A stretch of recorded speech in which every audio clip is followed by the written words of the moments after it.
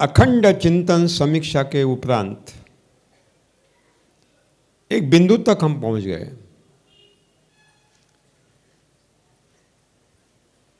कि पेड़ पौधों के वृद्धि विकास में हमारी कोई भूमिका नहीं है। ईश्वरीय व्यवस्था के माध्यम से सभी खाद्य तत्व पेड़ पौधों को अपने आप मिलते हैं। कहाँ से लेते हैं? जंगल में अगर नत्र वायु मिल गया, नाइट्रोजन मिल गया, फॉस्फेट मिल गया, पोटैश मिल गया, सभी खाद्य तत्व मिल गए, कहाँ से लिए? हमारा भारतीय दर्शन कहता है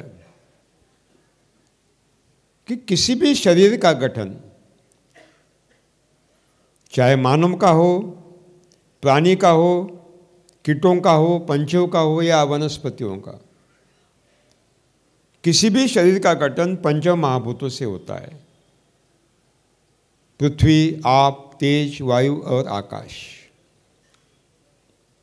कहाँ से मिलते हैं? हमारे विश्वविद्यालय के कुछ वैज्ञानिक मित्र बोलते हैं कि भूमि में कुछ भी नहीं है। अगर ये सही है, भूमि में कुछ भी नहीं बोलने वाले, इसका मतलब है जंगल की भूमि में भी कुछ भी नहीं है इनके अनुसार। अगर जंगल के भूमि में कुछ भी खाद्य तत्व नहीं है, कमी क्यों नहीं है जंगल के पेड़ पौधे? मेरा सवाल है उनको। अगर जंगल के भूमि में कुछ भी नहीं है तत्व, बाहर से खाद के रूप में डालना ही पड़ता है, तो जंगल के पेड़ पौधों में कमी आनी चाहिए। नाइट्रोजन की कमी आनी चाहिए, फॉस्फेट पोटैश की कमी आनी चाहिए, सूक्ष्म खाद्य तत्वों की कमी आनी चाहिए, लेकिन कमी नहीं है, कमी नहीं है। इसका मतलब है भूमि में है, भूमि अन्नपूर्णा है, भूमि तत्वों का महासागर है। Soil is the ocean of the nutrient. Soil is the ocean of the nutrient. कोई कमी नहीं है, कोई कमी नहीं। साथियों, मेरे मन में भी ये सवाल था कि मुझे जो पढ़ाया जा रहा है कि भूमि में कुछ भी नहीं है, ऊपर से डालना पड़ता है, और जंगल के पेड़ पौधे मुझे बता रहे हैं कि कुछ भी डालना नहीं है, देख सब कुछ मिल रहा है। कैसे मिल गया है? क्या व्यवस्था है प्रभु की, जिस व्यवस्था के माध्यम से पेड़ पौधों को सब कुछ भूमि से मिल जाता है? अगर भूमि में है तो कहां है? खोजना पड़ेगा। सौभाग्यवश उसी समय मेरे खेत में कुआं खोदा जा रहा था और मैं गांव में गया धूपकाल में, छुट्टी के दिनों में। वो मन में था कि अगर भूमि अन्नपूर्णा है तो कहाँ कहाँ कौन कौन सी भूमि अन्नपूर्णा है, कहाँ कहाँ कौन कौन से खाद्य तत्व है। जब मैंने अलग अलग स्तर के मिट्टी के नमूने लिए, प्रयोगशाला में परीक्षण किया, तो मालूम पड़ा कि भूमि के सतह से जैसे जैसे हम गहरे में जाओगे, खाद्य तत्वों की मात्रा बढ़ती जाती है। गहरे की भूमि महासागर है।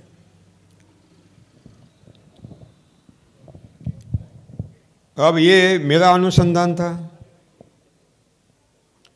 कुछ वैज्ञानिक नहीं मानेंगे, मुझे मालूम था। अनुसंधान के दरमियान जो मेरे प्रयोग चल रहे थे, उस प्रयोग के आधार पर मैं कुछ आर्टिकल लिख रहा था, और एक पत्रिका है मराठी में, बलिराजा कृषि पत्रिका है, बहुत बड़ा सर्कुलेशन है उसका पूरे महाराष्ट्र में और बाहर के राज्यों में भी। 3 साल पुणे रहा संपादक के रूप में। और आपको मालूम है, किसी पत्रिका का संपादन में खाना पकाने का ही काम होता है, और आपको अतिरिक्त समय नहीं मिलता, बहुत व्यस्त रहते आप।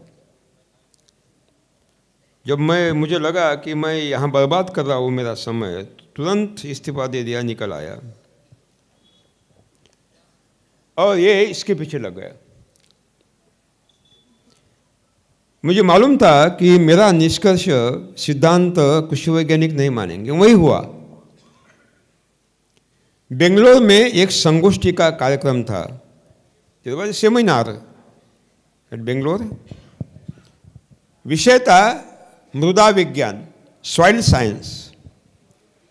150 वैज्ञानिक आए थे, renowned scientist, soil scientist gather there throughout India. और मैं उस समय संपादक था, तो मुझे भी बुलाया गया। इंग्लिश में कुछ आर्टिकल दक्षिण भारतीय भाषाओं में आए थे। तो मंच पर हर कोई आकर बता रहा था कि भूमि में कुछ भी नहीं होता, ऊपर से डालना ही पड़ता है खाद के। वो निष्कर्ष बताते हैं कि भूमि के सतह से जैसे जैसे आप गहराई में जाओगे, मात्रा खाद्य तत्व की बढ़ती जाती है। गहरी मिट्टी महासागर है, गहरी मिट्टी महासागर है। तो ये तो प्रमाणित हो गया कि भूमि महासागर है, ऊपर से डालने का सवाल ही पैदा नहीं होता। साथियों, मेरे मन में और सवाल पैदा हुए। अगर ये वास्तविक सत्य है कि गहरी भूमि महासागर है, तो जड़ों तक कैसे पहुंच गए जंगल के पेड़ पौधों में? क्योंकि जंगल के पेड़ पौधे में कोई कमी नहीं है, सब कुछ मिल गया है, अर्थात गहरी भूमि से ऊपर आया। तो फिर मैं चिंतन में, अनुसंधान में लग गया, अभ्यास में लग गया कि फंडामेंटल साइंस ने, मूलभूत विज्ञान ने इस पर क्या काम किया। और जब देखा और ज्यादा काम करने की आवश्यकता है, तो फिर खोजबीन जारी रखा कि कौन कौन सी प्राकृतिक व्यवस्था इसके लिए कारण है जो नीचे का महासागर ऊपर ला रही है। क्योंकि अपने आप तो नहीं आ सकती, अपने आप नहीं आ सकती। कोई भी घटना अथवा घटनाक्रम के पीछे कार्यकारण भाव होता ही है। चमत्कार गलत है। इसका मतलब है कोई तो भी व्यवस्था है जिसके माध्यम से गहरा जो खाद्य तत्व है जड़ों तक पहुंचा गया है।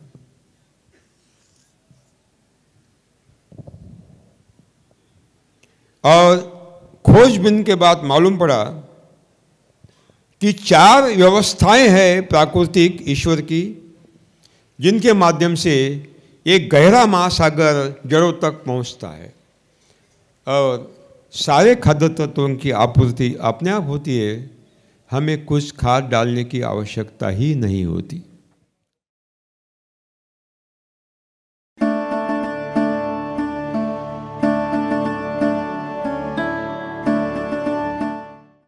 साथियों,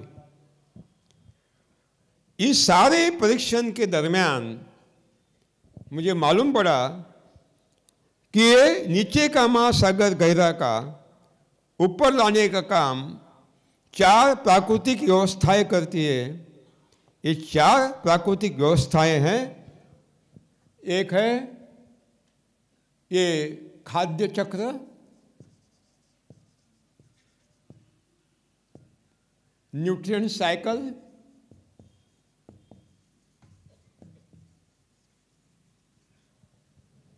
दूसरा है केशाकर्षण शक्ति,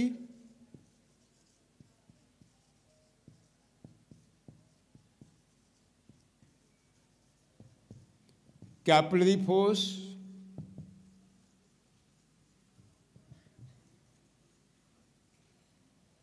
तीसरा है देशी केंचुओं की गतिविधियां, अडासिया ना, अडासिया,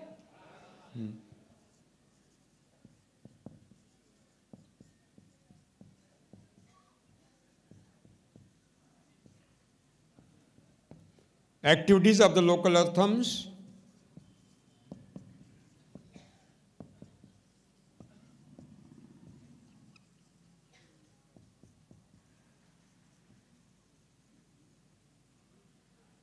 और चौथा है साइक्लोन, चक्रवात।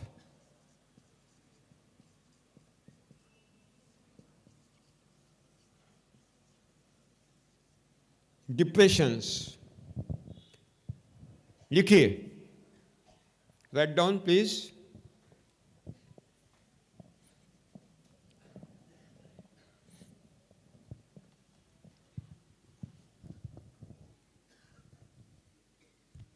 अगर मूलभूत विज्ञान के अनुसार,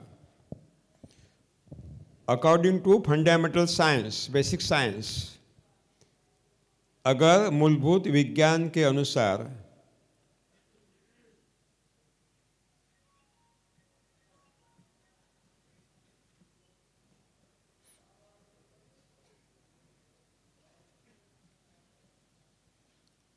बिना मानवीय सहायता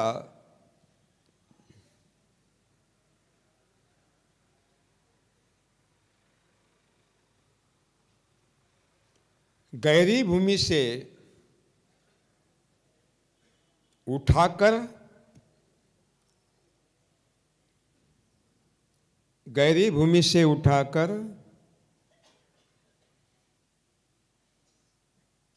जड़ों तक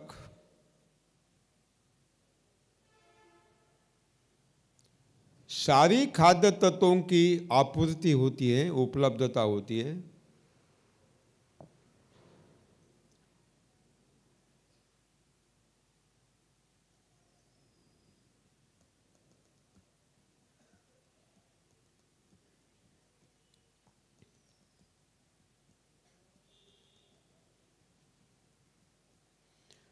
इसका अर्थ है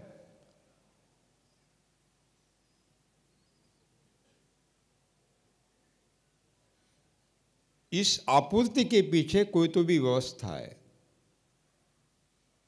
इस आपूर्ति के पीछे, उपलब्धता के पीछे कुछ व्यवस्था है। There may be some system.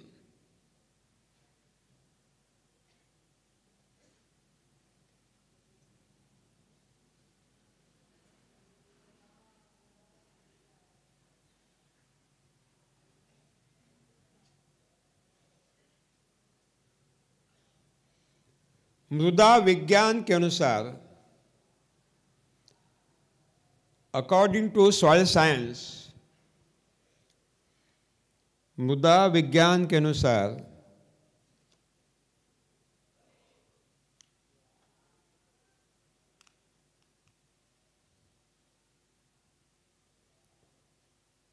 भूमि के सतह से जैसे जैसे भूमि के सतह से जैसे जैसे हम गहरी भूमि में जाएंगे, गहरी भूमि में जाएंगे,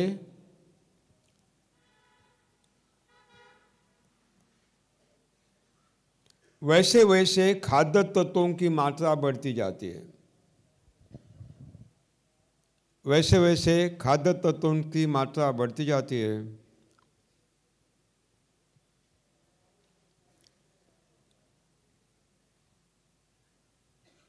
As per the depth of the soil, the nutrient quantity is continuously increased, बढ़ती जाती है।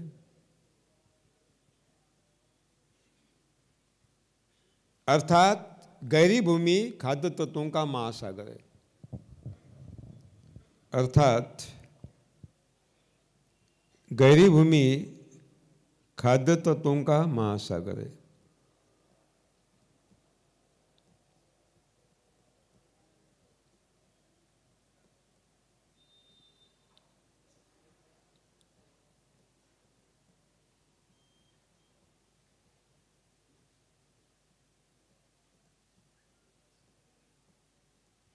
प्रकृति में चमत्कार नहीं है, प्रकृति में चमत्कार नहीं है।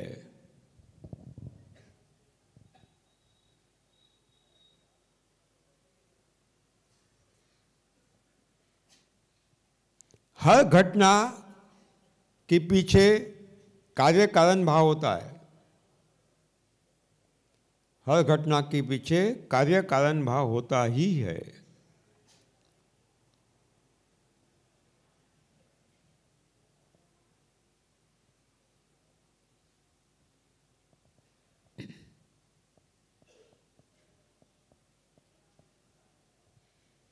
दुनिया में सबसे अहम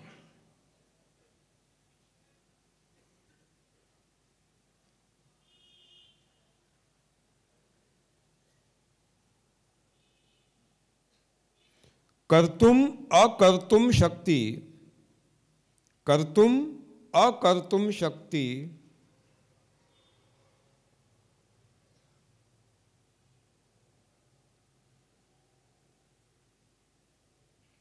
कर्तुम अकर्तुम शक्ति माने ईश्वरीय व्यवस्था, माने ईश्वरीय व्यवस्था।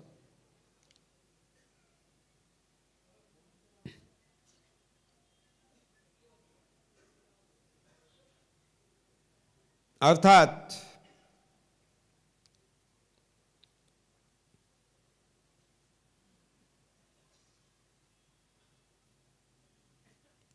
प्रकृति में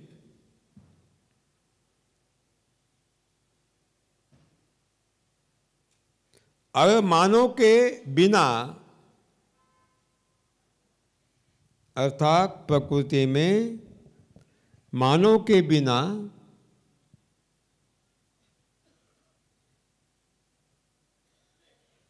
गहरी भूमि से खाद्य तत्व जड़ों तक पहुंचते हैं,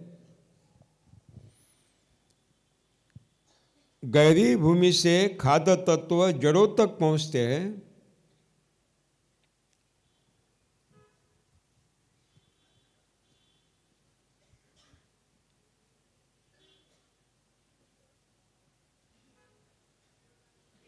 इसका मतलब है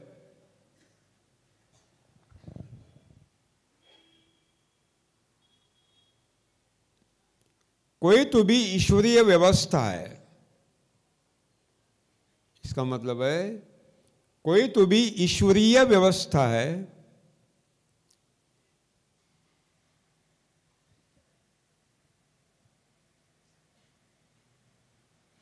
जिसके माध्यम से सारे खाद्य तत्वों की आपूर्ति पेड़ पौधों को हो जाती है, जिसके माध्यम से सारे खाद्य तत्वों की आपूर्ति पेड़ पौधों को हो जाती है।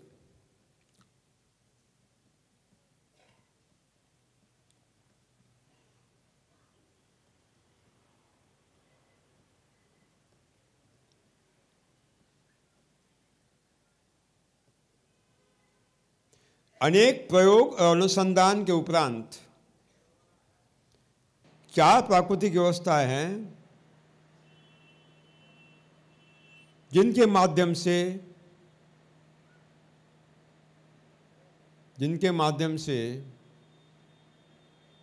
सभी खाद्य तत्व जड़ों को पहुंच जाते हैं, जिनके माध्यम से सभी खाद्य तत्व जड़ों तक पहुंच जाते हैं।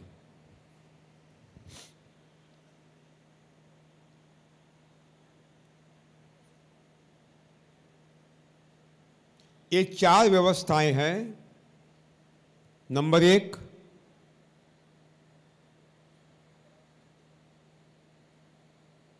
खाद्य चक्र, न्यूट्रिएंट साइकिल, अन्न चक्र।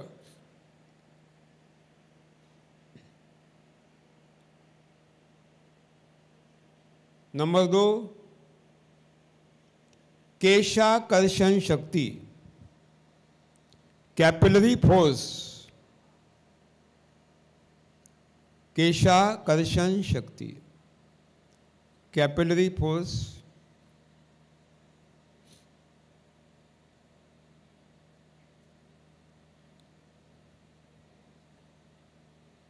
नंबर 3, देशी केंचुओं की गतिविधियां, देशवाली अडासिया, देशी केंचों की गतिविधियाँ, activities of the local अर्थम्स,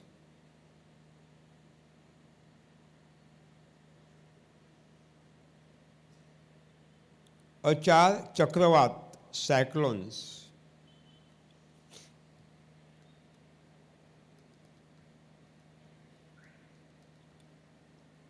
number 1, खाद्य चक्र।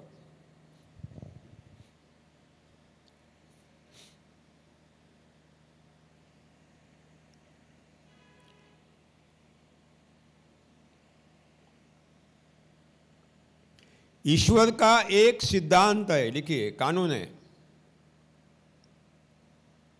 ईश्वर का एक कानून है,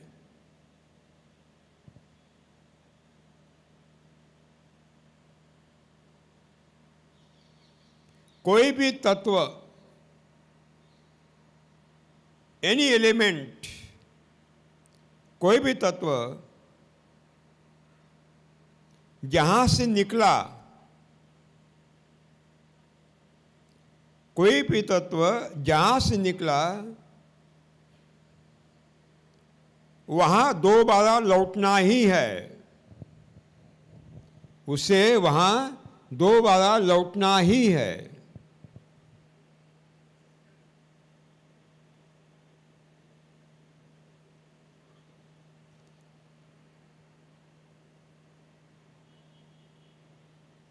क्योंकि संतुलन कायम करना है,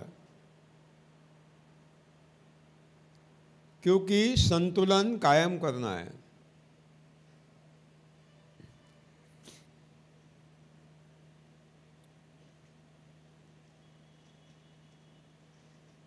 जैसे किसी भी पेड़ पौधों की जड़ें, किसी भी पेड़ पौधों की जड़ें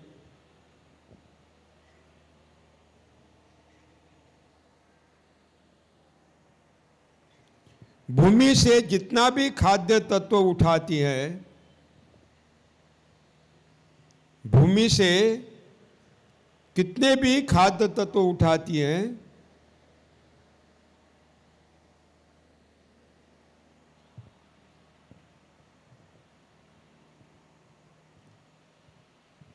वे सारे खाद्य तत्व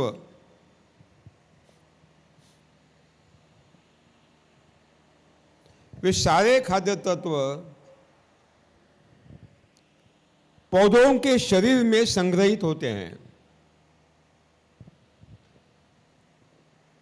वे सारे खाद्य तत्व पौधों के शरीर में संग्रहित होते हैं।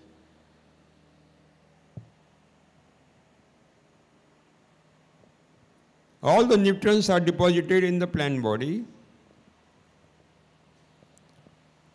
शरीर में संग्रहित होते हैं।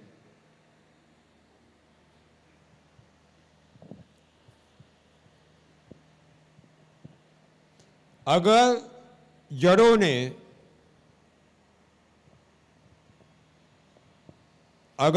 ने भूमि से 100 किलो खाद्य उठाए,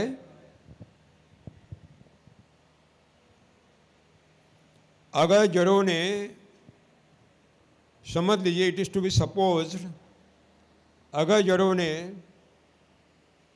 भूमि से 100 किलो खाद्य तत्व उठाए,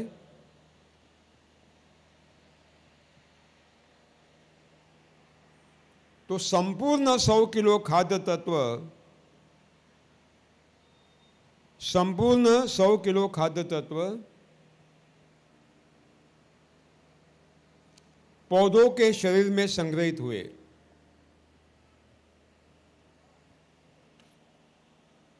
संपूर्ण 100 किलो खाद्य तत्व पौधों के शरीर में संग्रहित हुए।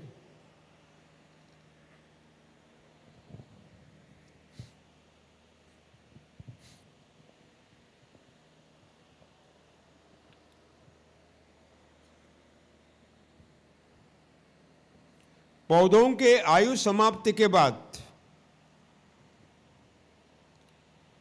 पौधों के आयु समाप्ति के बाद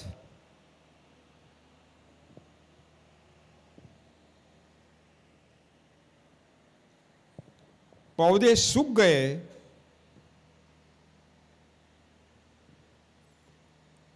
पौधों के आयु समाप्ति के बाद आफ्टर मैच्योरेशन पौधे सूख गए और जमीन पर गिर गए।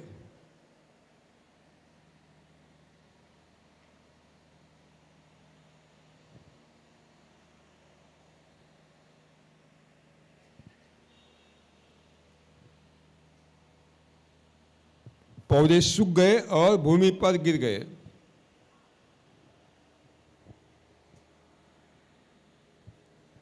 बारिश काल में, वर्षा ऋतु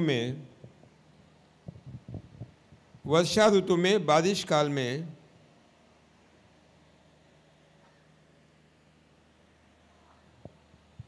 नीचे गिरे हुए पौधों के सारे अवशेष,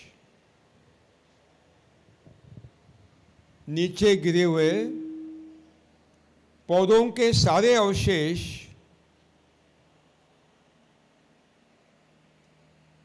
विघटित हुए। Entire residues of the plants are decomposed. बारिश काल में नीचे गिरे हुए सारे पौधों के अवशेष विघटित हुए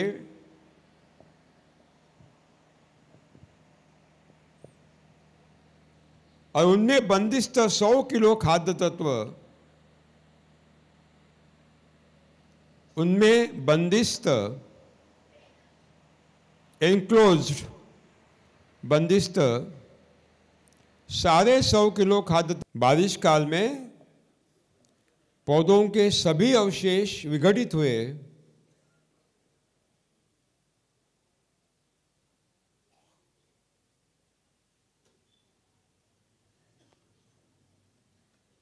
परिणाम स्वरूप, एज ए रिजल्ट, परिणाम स्वरूप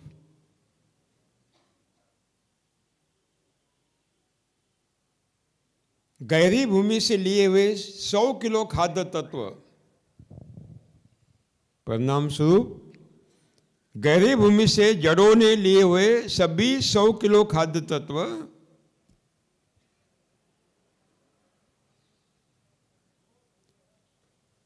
शरीर विघटन के बाद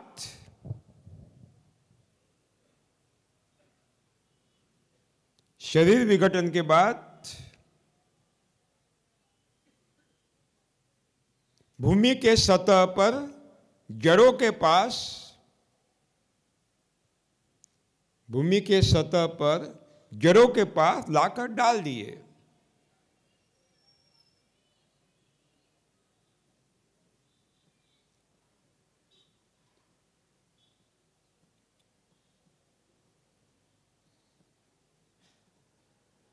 कहां से लिए तत्व? गहरी भूमि से लिए। कहां लाकर डाल दिए? जड़ों तक डाल दिए। यानी चेन्नई का माल कहां? आनंद में। मुंबई का माल आनंद में। दिल्ली का माल आनंद। ये जो व्यवस्था है ना, ये व्यवस्था, ये अद्भुत है, अद्भुत है। देखिए, मतलब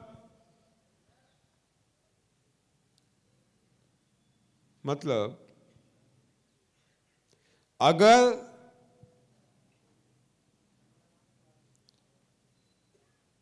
फसलों के अथवा खरपतवारों के सारे अवशेष,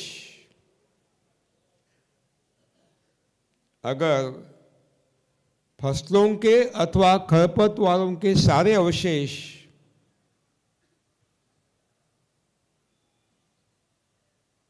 entire residues of the crops and the weeds, सारे अवशेष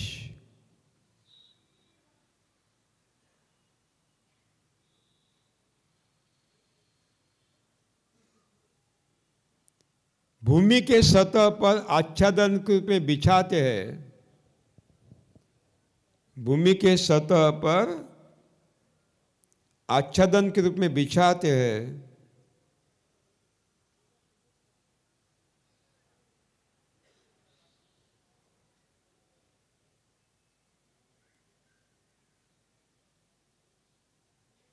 तो बारिश काल में सभी खाद्य तत्व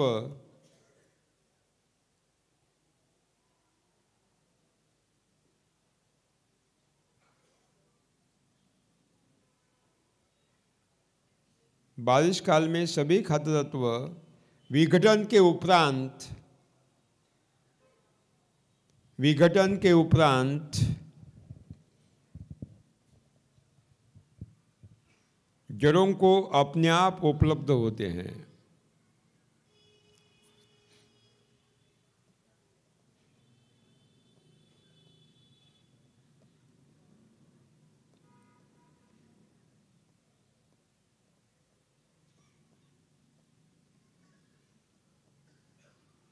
अर्थात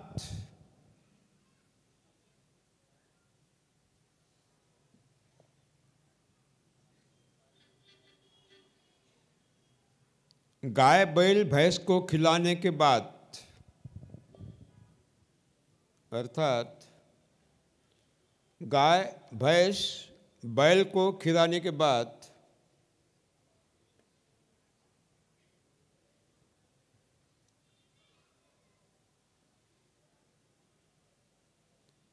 फसलों के बचे हुए सारे अवशेष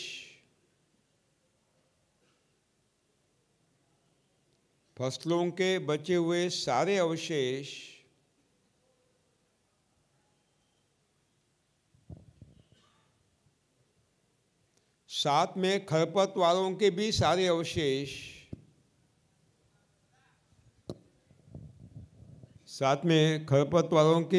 अवशेष,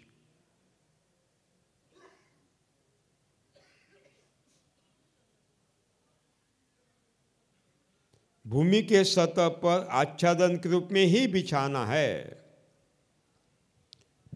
भूमि के सतह पर आच्छादन के रूप में ही बिछाना है।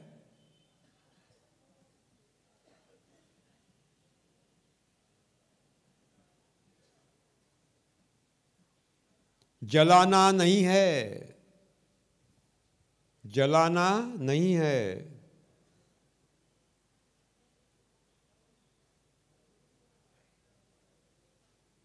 और गोबर खाद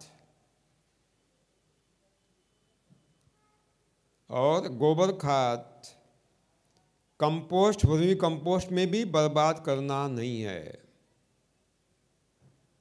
गोबर का खाद कंपोस्ट, वर्मी कंपोस्ट में भी उपयोग करके बर्बाद करना नहीं है।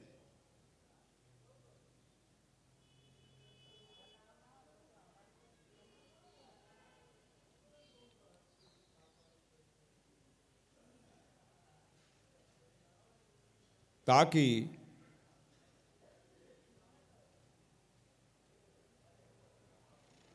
वैश्विक तापमान वृद्धि को रोका जाए, ग्लोबल वार्मिंग को रोका जाए,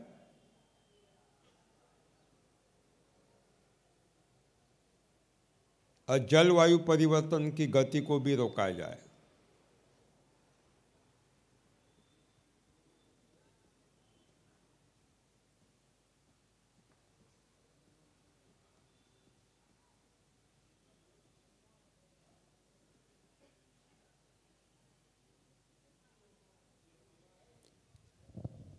समझ में आया?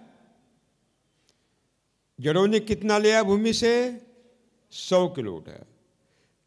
पौधों के शरीर में कितना संग्रहित हुआ? 100 किलो। आयु समाप्त हुई, पौधे नीचे गिर गए, बारिश में विघटित हुए। जो भूमि से 100 किलो लिया था, गहरी भूमि से 100 किलो किसको लौटा दिया? भूमि को लौटा दिया। ऊपर से डालने की कोई आवश्यकता है? डालने की आवश्यकता है क्या? नहीं है। देखिए, अर्थात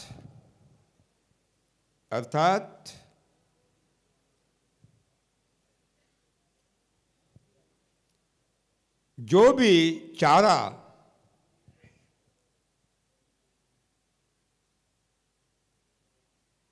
धान का पुआल है, गेहूं का भूसा है, कड़बी है, जो भी चारा है, मूंगफली का भूसा है, जो कुछ भी है चारा, हम हमारे पालतू प्राणियों को खिलाते हैं। गाय बैल भैंस को खिलाते हैं,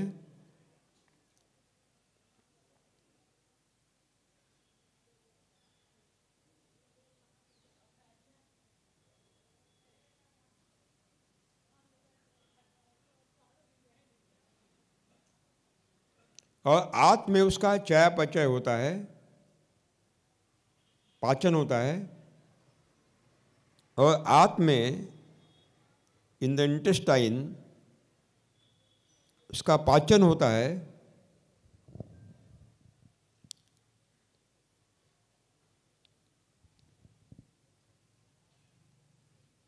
और खाए चारे में जितने भी तत्व होते हैं, खाद्य तत्व, खाए चारे में जितने भी खाद्य तत्व होते हैं,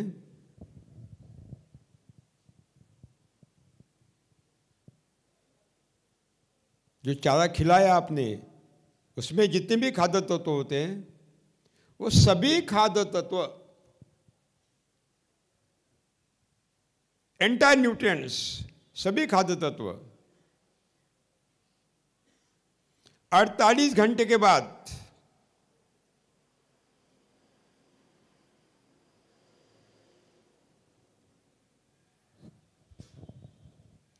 गोबर गोमूत्र के माध्यम से बाहर निकलते हैं।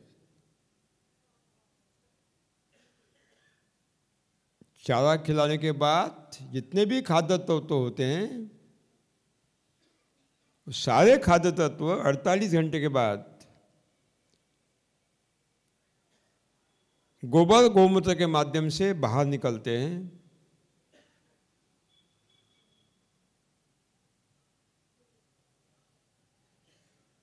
और जब हम वह गोबर गोमूत्र भूमि में डालते हैं, जब हम वह गोबर भूमि में डालते हैं,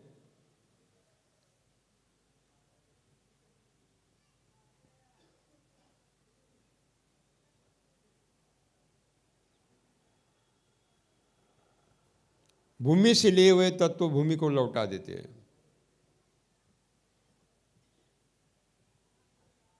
भूमि से लिए हुए तत्व भूमि को लौटा देते हैं।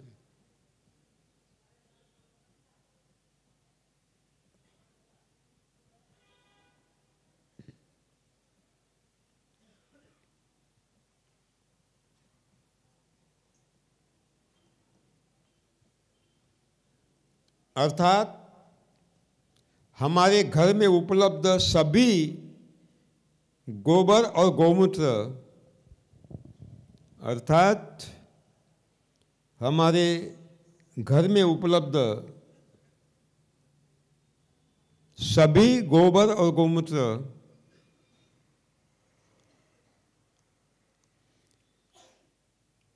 भूमि में ही जाना चाहिए, भूमि में ही जाना चाहिए।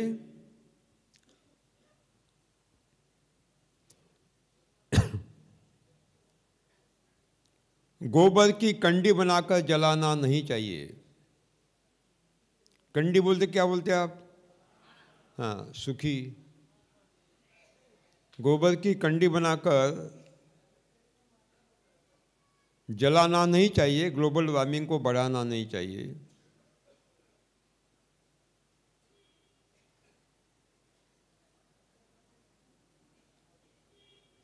या गोबर खाद कंपोस्ट में बर्बाद करना नहीं चाहिए, या गोबर का खाद वर्मी कंपोस्ट में बर्बाद नहीं करना चाहिए।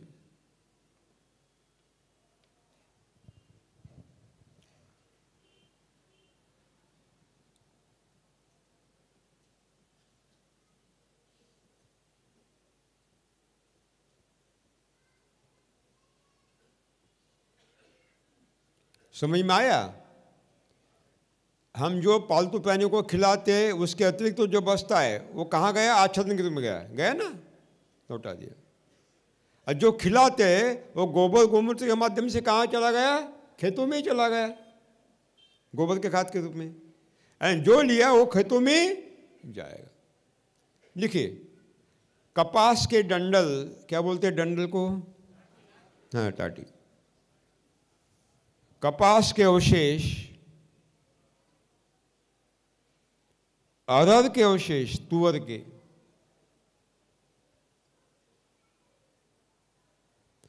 कपास के अवशेष, अरहर के अवशेष,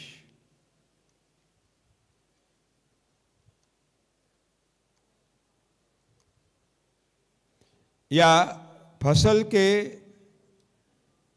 बचे अवशेष,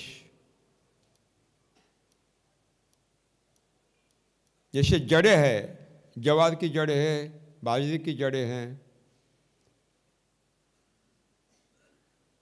खाना पकाने के लिए चूल्हे में जलाते हैं, खाना पकाने के लिए चूल्हे में जलाते हैं,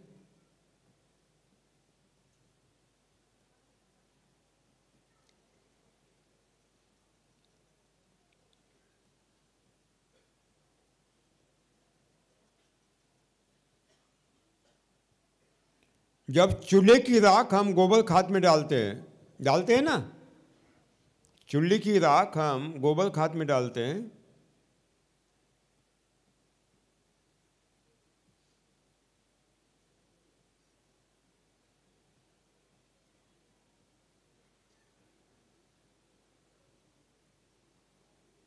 तो गोबर के खाद के रूप में दोबारा सारे खाद्य तत्व तो भूमि में चले जाते हैं। तो गोबर खाद के रूप में सारे तत्व दोबारा भूमि में लौट जाते हैं।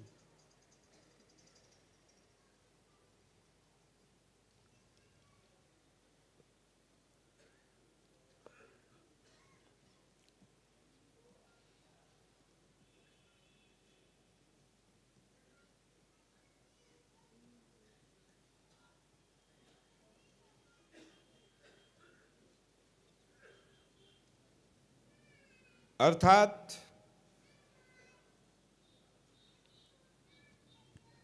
अगर भूमि से लिए हुए तत्व भूमि को लौटाना ही है, अर्थात अगर भूमि से लिए हुए तत्व भूमि को लौटाना ही है,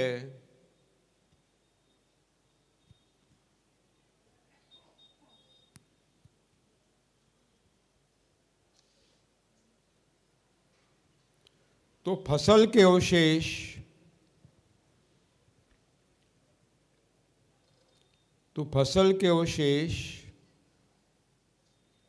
जलाना ही पड़ेगा। जलाना नहीं है, आच्छादन के रूप में ही बिछाना है।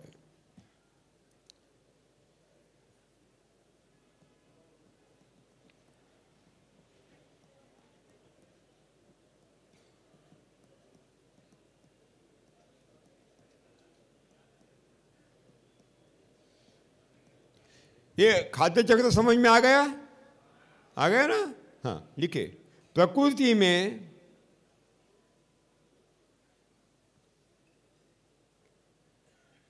कर्ब चक्र, कार्बन साइकिल, जल चक्र, वाटर साइकिल,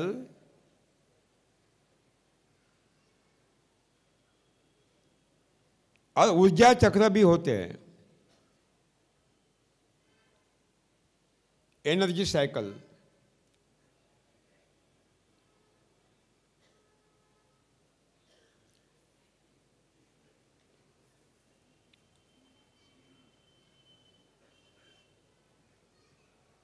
हरे पत्ते प्रकाश संश्लेषण क्रिया के माध्यम से, हरे पत्ते प्रकाश संश्लेषण क्रिया के माध्यम से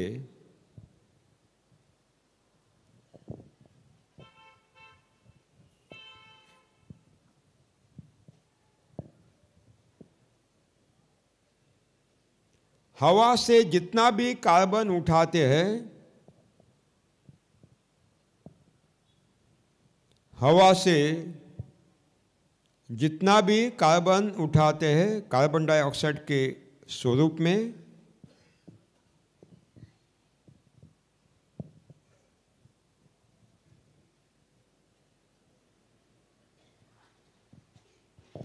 वह सभी कार्बन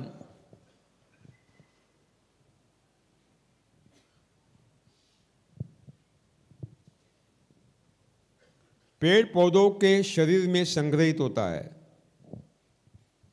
वो सभी कार्बन पेड़ पौधों के शरीर में संग्रहित होता है।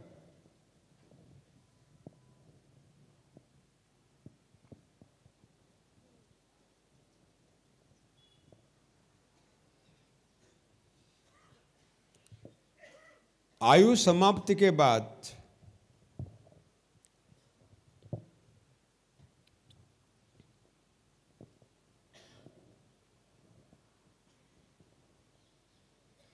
अगर हम फसल अवशेष जलाते हैं, आयु समाप्ति के बाद अगर हम सूखे फसल अवशेष जलाते हैं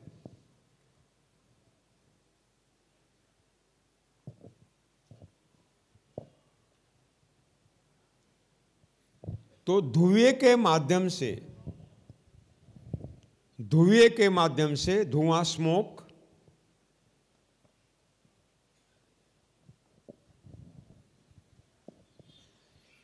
धुएं के माध्यम से हवा से लिया हुआ तमाम कार्बन हवा में चला जाता है।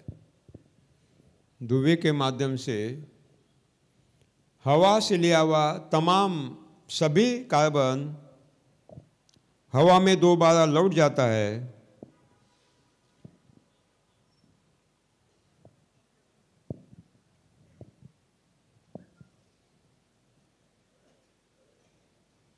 अथवा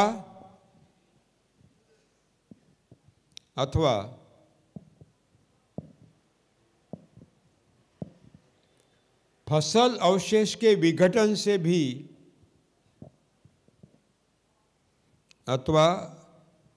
फसल अवशेषों के विघटन से भी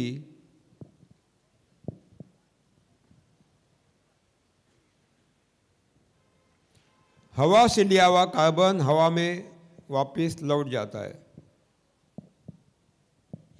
हवा से लिया हुआ कार्बन हवा में दोबारा वापस लौट जाता है। बढ़ते हुए तापमान के द्वारा।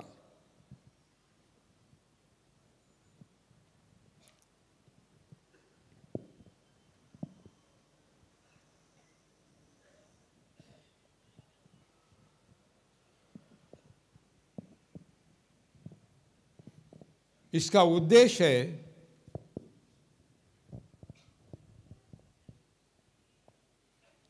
हवा में कार्बन की मात्रा संतुलित रहे। उसका उद्देश्य है हवा में कार्बन की मात्रा संतुलित रहे, संतुलन बने।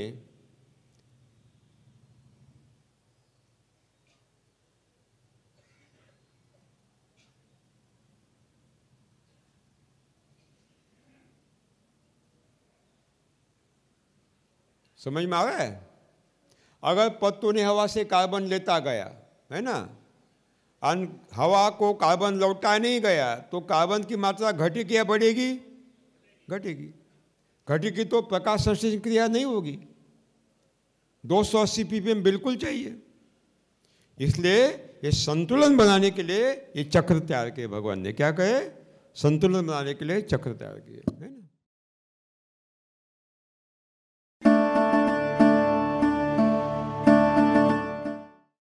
लिखिए जल चक्र, जल चक्र, वाटर साइकिल, जल चक्र लिखिए। मानसून हर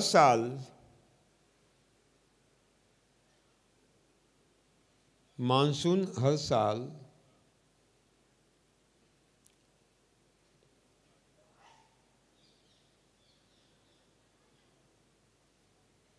हिंद महासागर,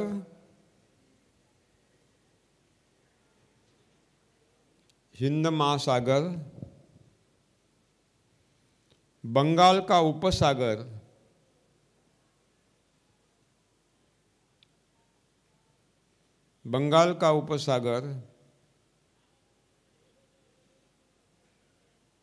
और अरब सागर से, अरबी समुंदर से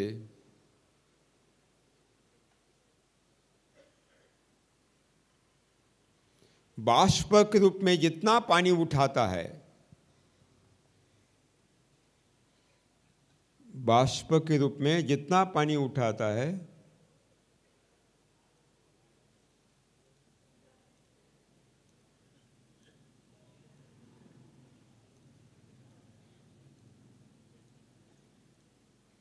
उस बाष्प के मेघ बनते हैं, बादल बनते हैं।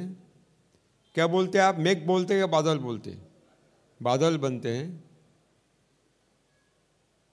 प्रकाश सिंह बादल नहीं, ऊपर वाले बादल। और जब ये बादल गुजरात में पानी लाकर बारिश देते हैं, जब ये बादल गुजरात में आकर बारिश के माध्यम से बरसते हैं,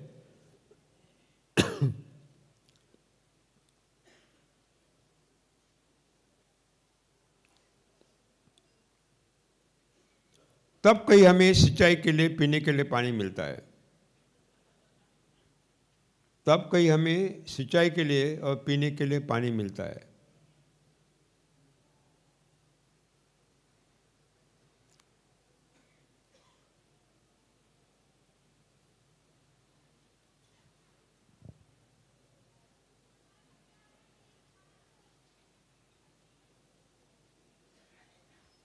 वर्षा जल का कुछ हिस्सा,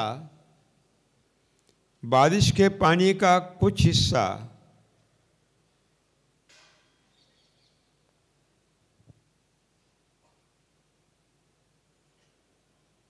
भूमि में रिस कर, परकोलेशन, भूमि में रिस कर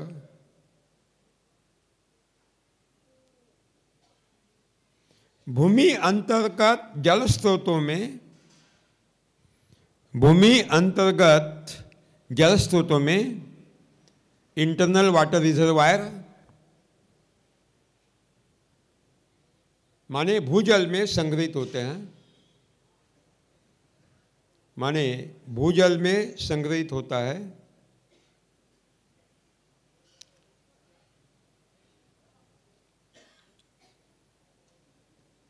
भूजल से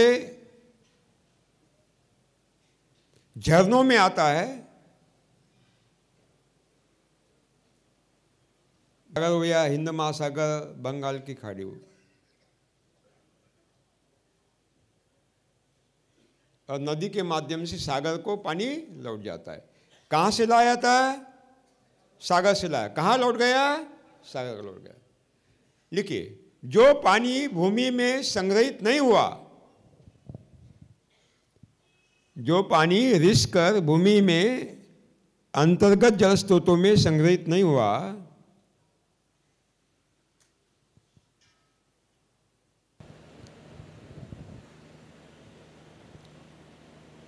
लिखिए, जो पानी भूमि में संग्रहित नहीं होता, वो पानी भूमि के सतह पर बहने लगता है। जो पानी भूमि में, भूजल में संग्रहित नहीं होता, वह पानी भूमि के सतह पर से बहने लगता है। यह देखिए, अंत में सागर को मिल जाता है। नदी नालों के माध्यम से अंत में सागर को मिल जाता है। जहां से आया वहां लौट गया।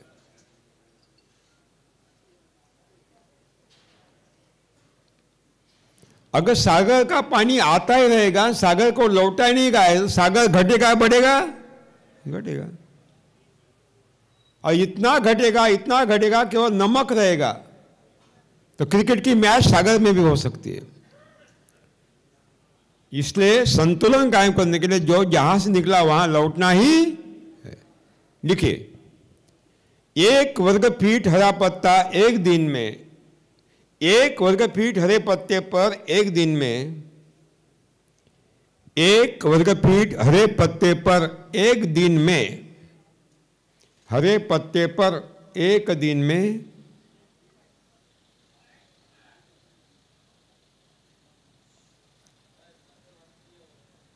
1250 kilo calorie, 1250 kilo calorie, 1250 kilo calorie सौर ऊर्जा गिरती है। Actually it is receiving 1250 kilo calorie सौर ऊर्जा गिरती है, पत्तों पर गिरती है।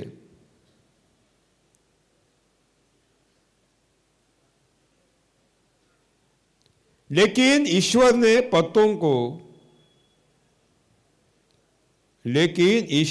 पत्तों को उसमें से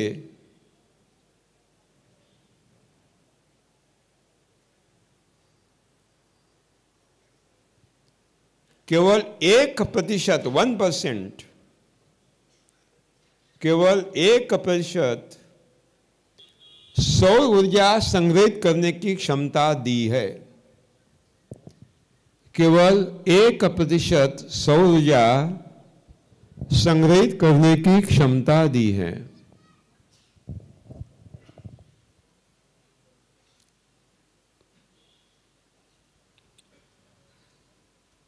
अर्थात 1 वर्ग फीट हरा पत्ता एक दिन में, अर्थात 1 वर्ग फीट हरा पत्ता एक दिन में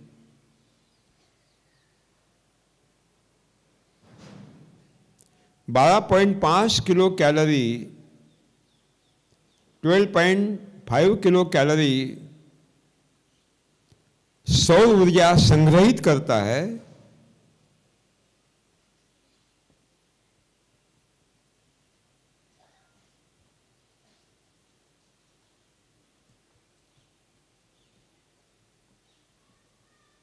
आयु समाप्ति के बाद अवशेष विघटित होते हैं या जलाए जाते हैं।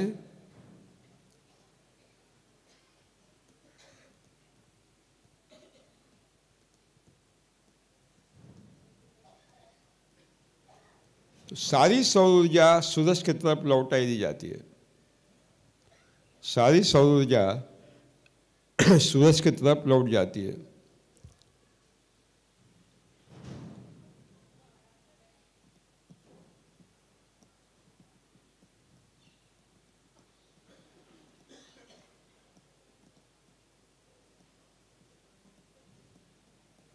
माने जो जहां से निकला वहां क्या करना है? लौटना ही, संतुलन बनाना। समझ में आ गया?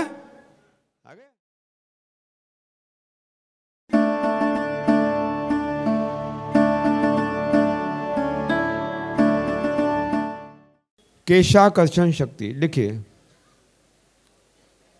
लिखिए, इस ब्रह्मांड का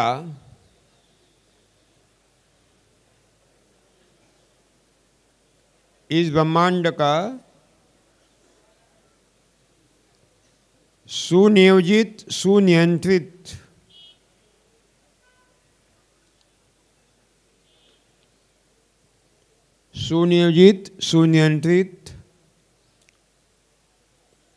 संचालन करने वाली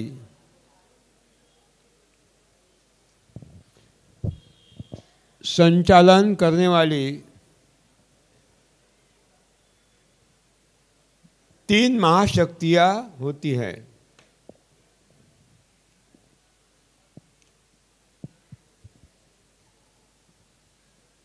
इस ब्रह्मांड का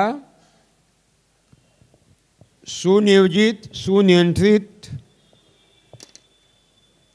संचालन करने वाली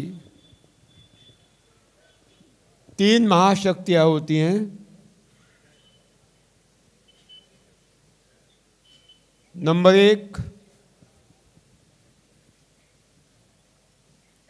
गुरुत्वाकर्षण शक्ति, gravitational force.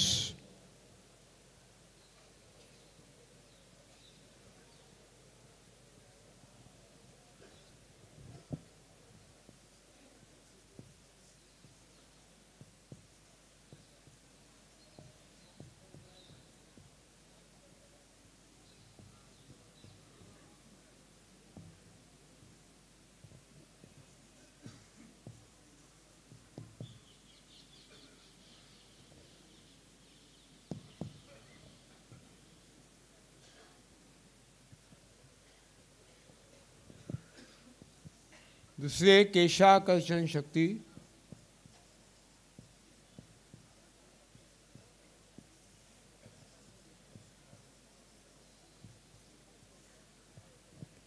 Capillary force,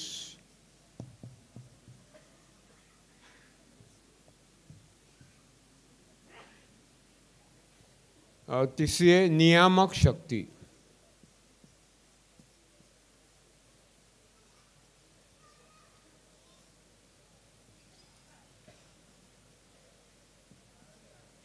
controlling force.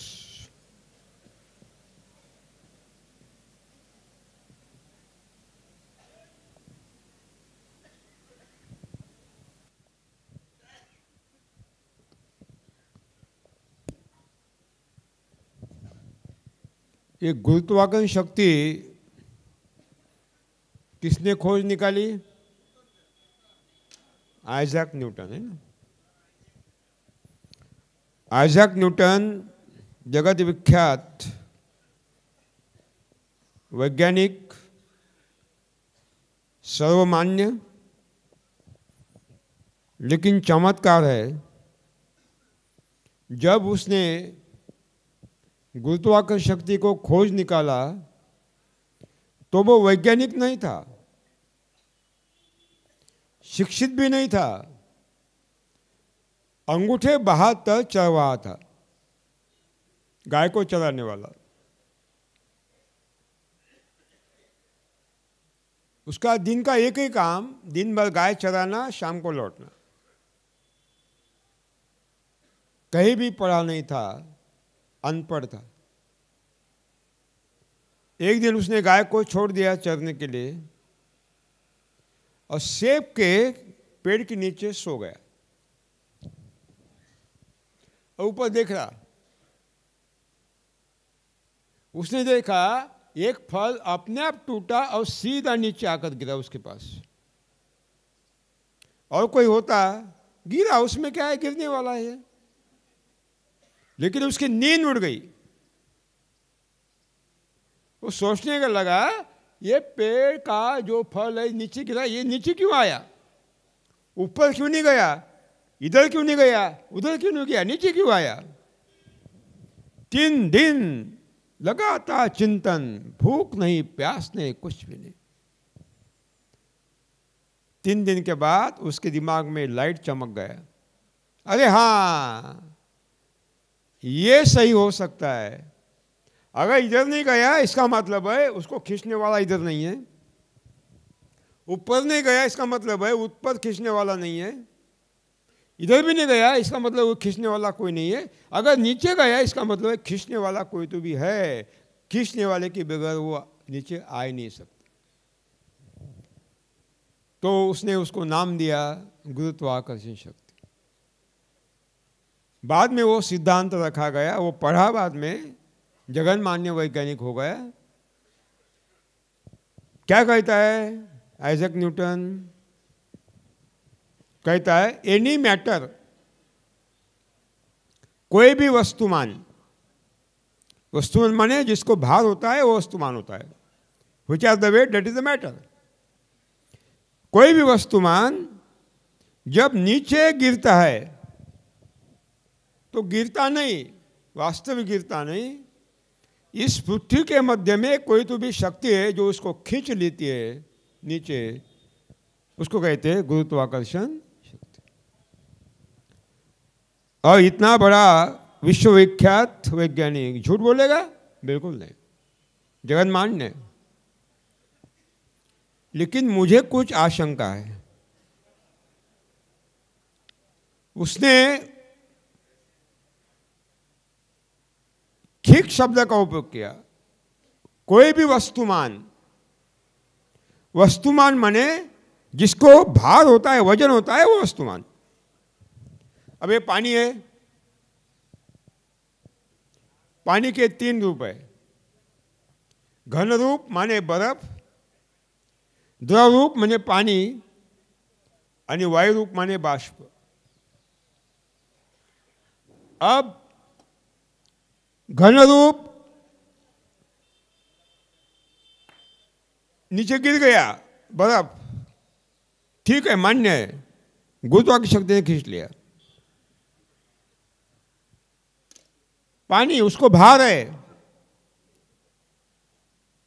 ये नीचे गया, ऊपर नहीं गया, ठीक है, न्यूटन सही कहता है, तो गुरुत्वाकर्षण शक्ति ने खींच लिया। लेकिन बाष्प नीचे नहीं आया, बाष्प ठीक उल्टी दिशा में कहां गया? ऊपर गया। क्यों? बाष्प को भी भार है। ये बाष्प कहां से आ गया था? मेघों ने दिया था। किसने दिया था?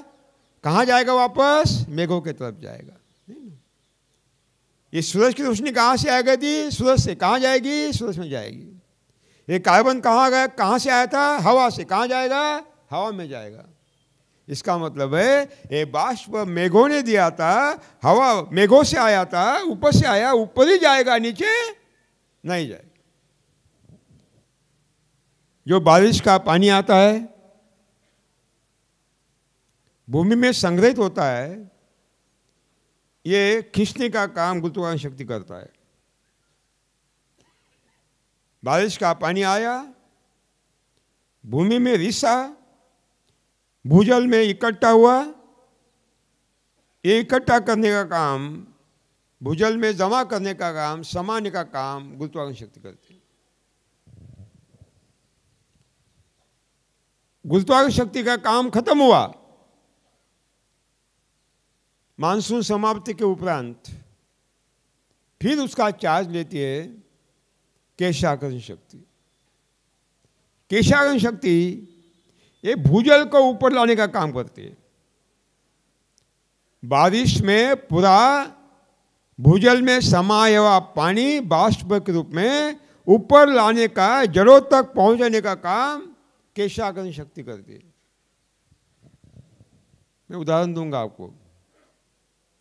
एक बोतल में आप तेल भरे, आधी बोतल तेल भरे, एक कपास की बात का एक हिस्सा तेल में डाल दी और कपास के बाद को पकड़े।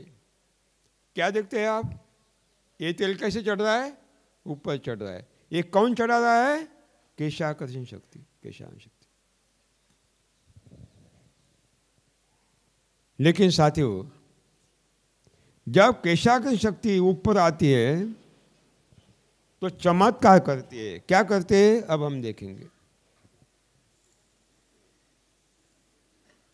ये हमारा पौधा है, ये जड़ है। Focus on the board. और ये भूजल है।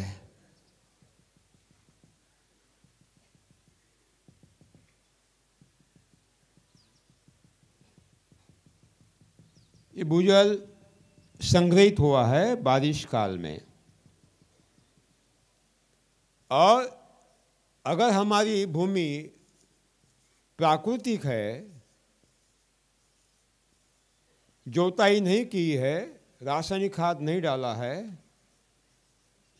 तो हमारी भूमि की संरचना, टेक्सचर इस तरह होता है।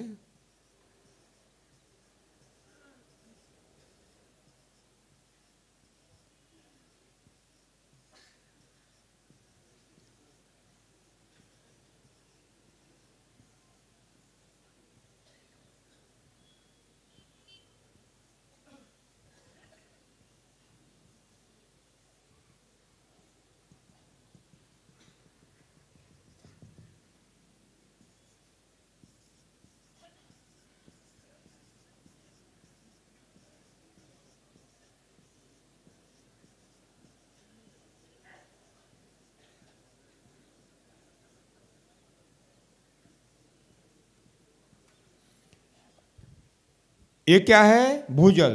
क्या है ये? भूजल ही बोलते ना, भूजल है। ये मिट्टी है, ये जड़ें हैं। जो प्राकृतिक भूमि होती है ना,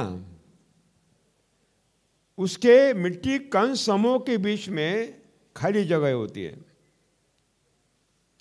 प्राकृतिक भूमि की संरचना में दो मिट्टी कण समूह के बीच में खाली जगह होती है, वैक्यूल्स, पोर स्पेसेस। और सारे खाली जगह एक दूसरे के साथ जुड़ी होती है अंत तक, लिंक, इंटरलिंकिंग। अब जब बारिश आती है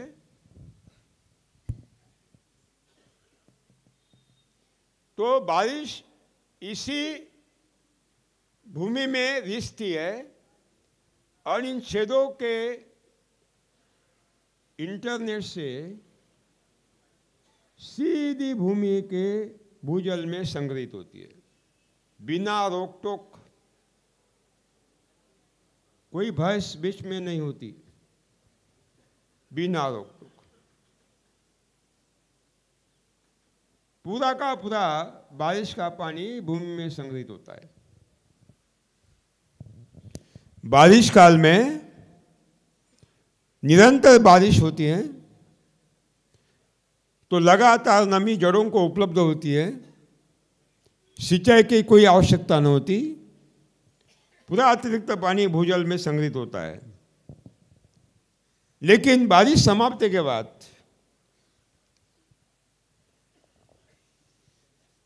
केशाकर्षण शक्ति इस भूजल को ऊपर लाती है। हमारा सिद्धांत है, भूमि के सतह से जैसे जैसे हम गहराई में जाओगे वैसे वैसे खाद्य तत्वों की मात्रा बढ़ती है। ये नीचे की भूमि क्या है? महासागर। ये बाष्प अब इन छेदों में से ऊपर आया केशाकर्षण शक्ति के माध्यम से। तो जब छेदों में से ऊपर आया, यहां के खनिज इसमें घुल गए, नाइट्रेट घुल गया, फॉस्फेट घुल गया, पोटाश घुल गया, माइक्रो न्यूट्रन घुल गए, सभी सूक्ष्म खाद्य खनिज घुल गए और ये बाष्प ये खनिजों का भंडार लेकर ऊपर जड़ों तक पहुंचा। क्या पहुंचा? ये जो बाष्प ऊपर आया उसमें क्या घुल गया? सभी खाद्य तत्व महासागर के घुल गए और घुलता हुआ ये बाष्प कहाँ गया? जड़ों के पास आ गया। और जड़ों के पास से सतह से केवल बाष्प हवा में निकल गया, बाष्प उत्सर्जन क्रिया से, और सारे खनिज कहाँ इकट्ठे हुए? जड़ों के पास संग्रहित हुए। और पूरे 12 ही महीने ये जड़ों को खाद्य भी मिला और क्या मिला? पानी भी मिला। 12 ही महीने अपने आप मिला। अद्भुत काम केशाकर्षण शक्ति करते। भयावह अकाल, सीवियर ड्रॉट, भयावह अकाल, आपके खेत के फल पेड़ सूखते हैं रासायनिक कृषि करने वालों के, लेकिन उसी खेत के मेड़ का पौधा हरा भरा है, फलों से लदा हुआ है। जंगल के पेड़ पौधे अकाल में भी हरे भरे हैं, फलों से लदे हुए। क्यों? अकाल आपके खेत में है, अकाल मेड़ पर है, अकाल आपके खेत में है, अकाल जंगलों में है। आपके फल पर सूखते हैं, जंगल के नहीं सूखते, मेड़ के नहीं सूखते, बाउंड्री के नहीं सूखते। क्यों? इसका मतलब है भयावह अकाल में भी पेड़ पौधे न सूखे, हरे भरे रहे, फलों से लदे हुए रहे, ऐसी व्यवस्था ईश्वर ने की है। और ये व्यवस्था कौन सी काम करती है? केशाकर्षण शक्ति काम करती है। सारा भूजल निरंतर ऊपर आता है, भूजल के साथ क्या क्या घुलते? खनिज घुलते, सारे खाद्य घुलते हुए जड़ों के पास आते, संग्रहित होते, बाष्प निकल जाता है, जड़ों को बाष्प भी मिलता है और खाद्य भी मिलता है। सिंचन तो अब आया। लाखों साल मानव नहीं था तो सिंचन कहाँ था? पेड़ तो थे फलों से लदे हुए। आज भी जंगल में मानव नहीं है, सिंचन नहीं है। इमली को बहुत सारी इमलियाँ लगती है, क्यों? इसका मतलब है कि ईश्वरीय व्यवस्था में अकाल में भी सिंचन की व्यवस्था हो, ऐसी अद्भुत व्यवस्था केशाकर्षण शक्ति के माध्यम से ईश्वर ने की है। समझ में आया? लिखिए, गुरुत्वाकर्षण शक्ति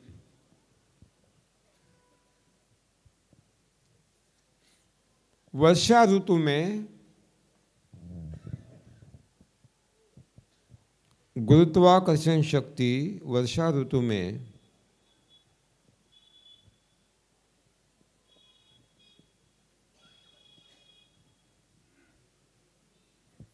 संपूर्ण वर्षा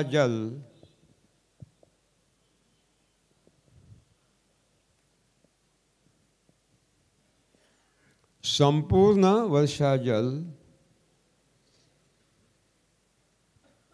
भूमि में रिस कर, विद द पर्कुलेशन सिस्टम, भूमि में रिस कर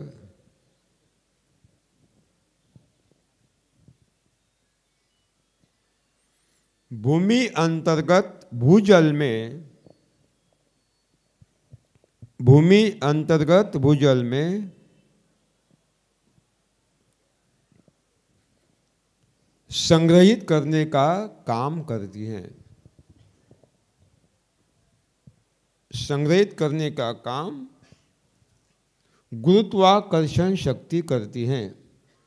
जब तक बारिश जारी है, जब तक बारिश जारी है,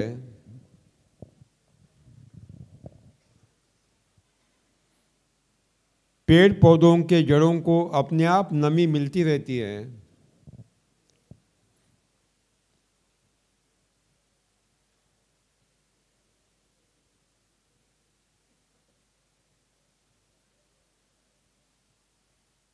और पेड़ पौधे बढ़ने लगते हैं।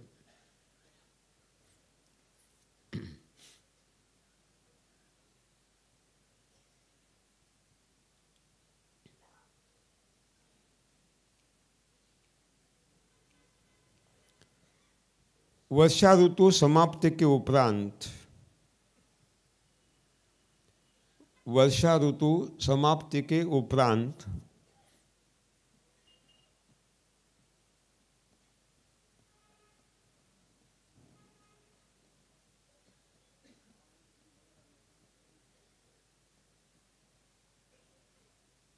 स्थिति यह होती है कि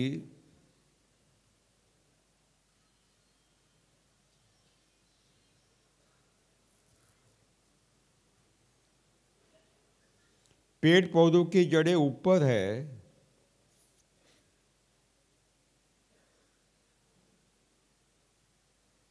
पेड़ पौधों की जड़ें ऊपर है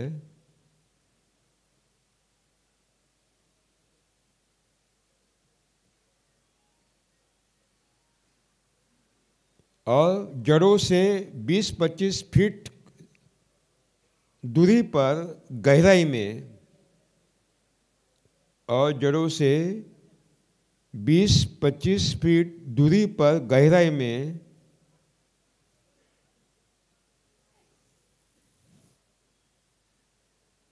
भूजल संग्रहित है।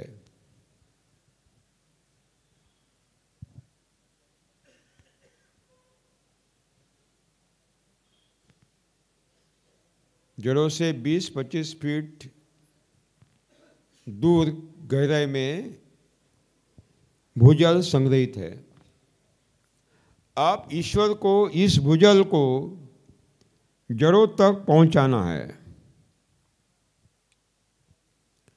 अब ईश्वर को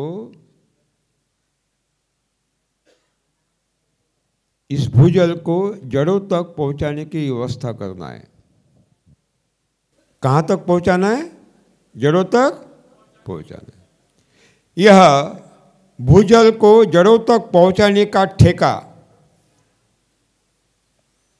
यह भूजल से जड़ों तक पानी को पहुंचाने का ठेका, यह भूजल से जड़ों तक पानी को पहुंचाने का ठेका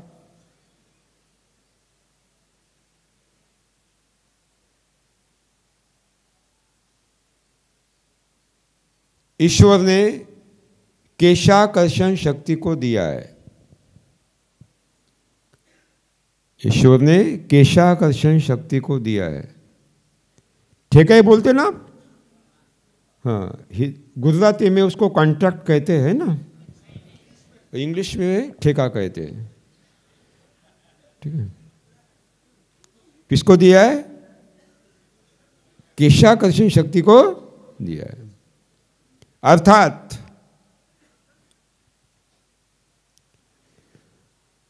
बारिश समाप्त होती ही केशाकर्षण शक्ति क्रियाशील बनती है। अर्थात बारिश का समाप्त होते ही केशाकर्षण शक्ति सक्रिय होती है।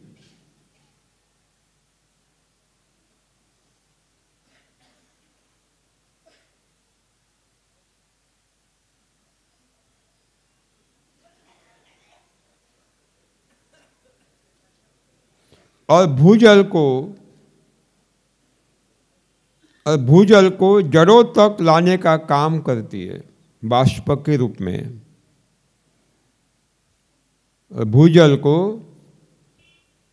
जड़ों तक पहुंचाने का काम करती है।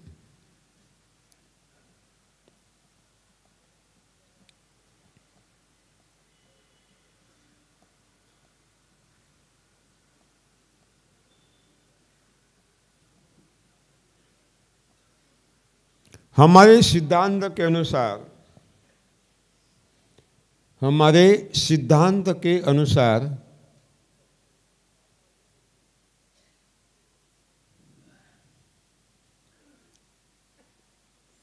गहरी भूमि खाद्य तत्वों का महासागर है, खनिजों का महासागर है।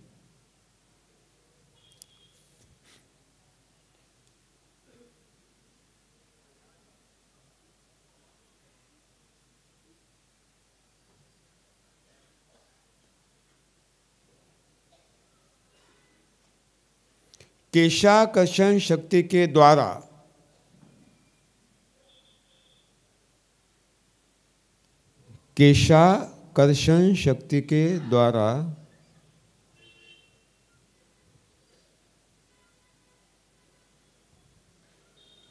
बाष्प के रूप में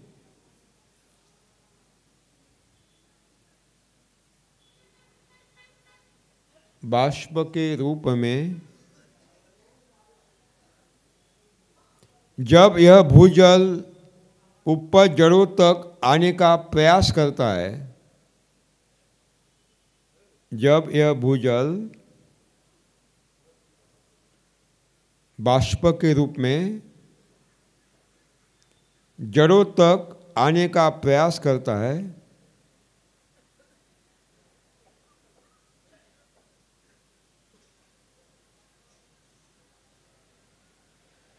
तो उस भूजल में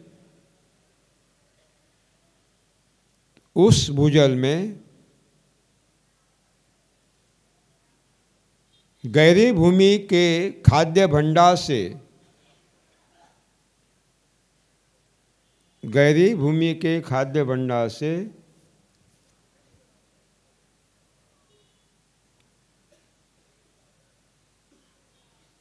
नाइट्रेट्स, फॉस्फेट, पोटैश, नत्र, स्फुरत, पालाश,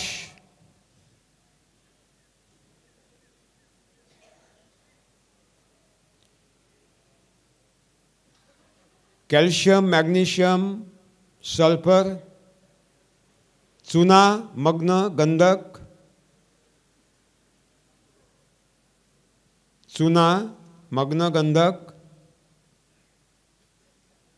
और अन्य सभी सूक्ष्म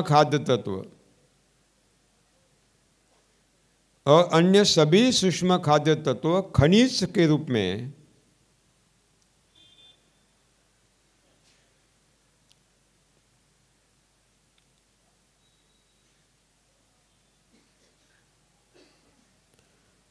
इस ऊपर आ रहे भूजल में घुल जाते हैं। ऊपर आ रहे भूजल में घुल जाते हैं, डिसॉल्व हो जाते हैं।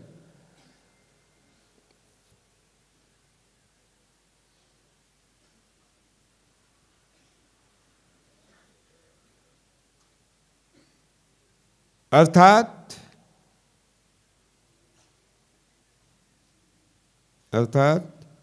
केशाकर्षण शक्ति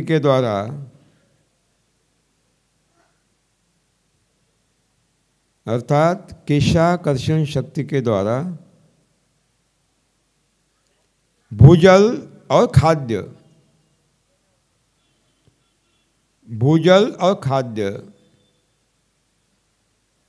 दोनों एक साथ ऊपर आकर जड़ों तक पहुंचते हैं।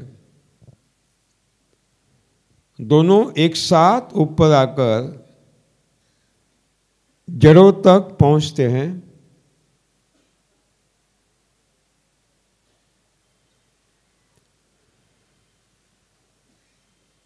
और जड़ों को सारे आवश्यक खाद्य तत्व उपलब्ध होते हैं और जड़ों को सारे खाद्य तत्व उपलब्ध होते हैं।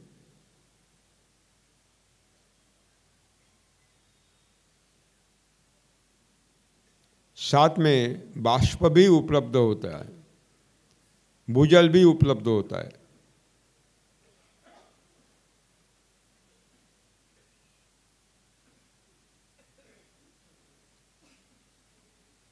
अतिरिक्त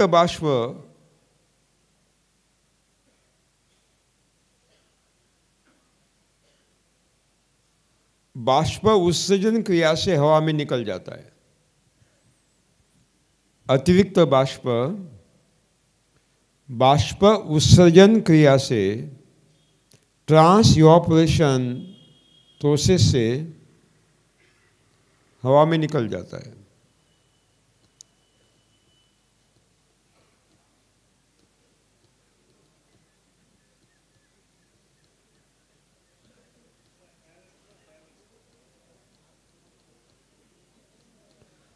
प्राकृतिक मिट्टी में, प्राकृतिक भूमि में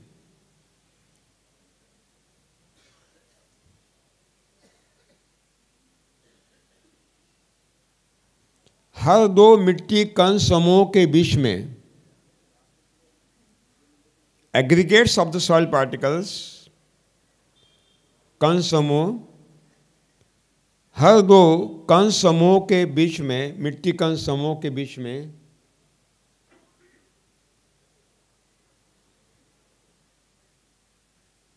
खाली जगह होती है।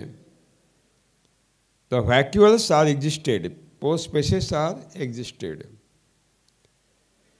खाली जगह होती है। एक सारी खाली जगह एक दूसरे से जुड़ी होती है। सारी खाली जगह एक दूसरे से जुड़ी होती है।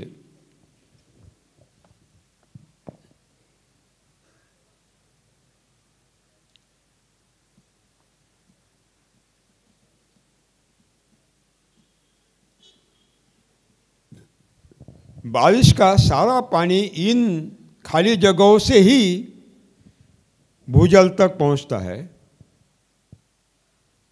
बारिश का तमाम पानी, वर्षा जल, इन खाली जगहों में से ही, खाली जगहों का जो अंतर्जाल है, इंटरनेट है, उसके माध्यम से ही भूजल तक पहुंचता है बारिश काल में।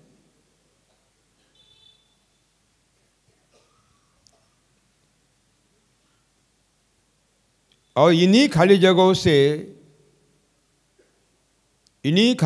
में से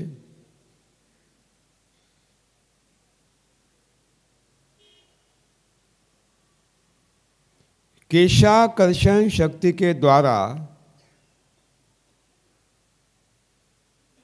इन्हीं खाली जगहों में से केशाकर्षण शक्ति के द्वारा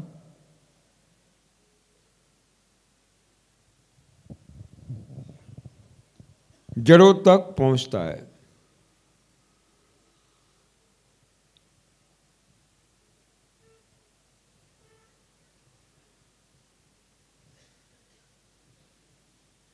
अर्थात अपितु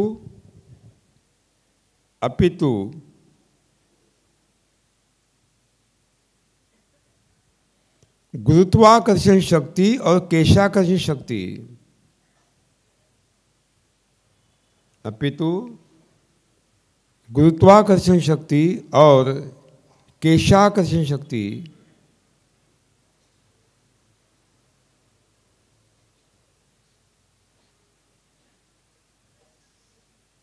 दोनों इन्हीं खाली जगहों में से अपना कार्य करती हैं। इन्हीं खाली जगहों के आंतरजाल से अपना कार्य करती हैं। अगर दो मिट्टी कणों के बीच मतलब अगर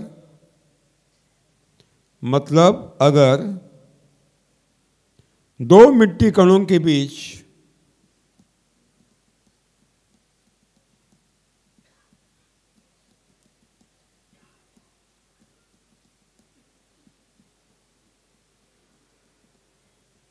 खाली जगह होती है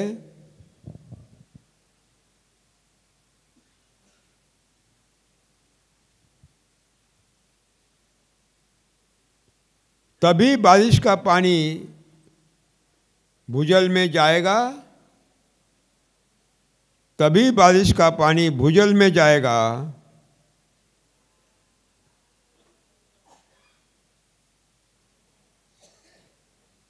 और भूजल खाद्य के साथ जड़ों तक पहुंचेगा।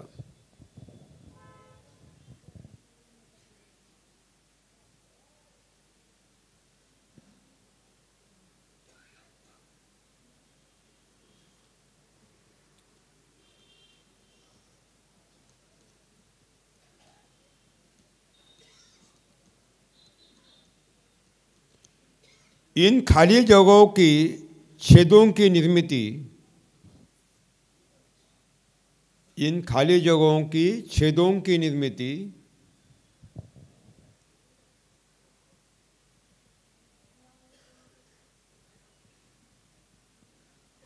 देशी केचुए और जड़ें करती है। देशी केचुए और जड़ें करती है। देखिए, यूरिया में 46% नाइट्रोजन होता है। यूरिया में 46% नाइट्रोजन होता है।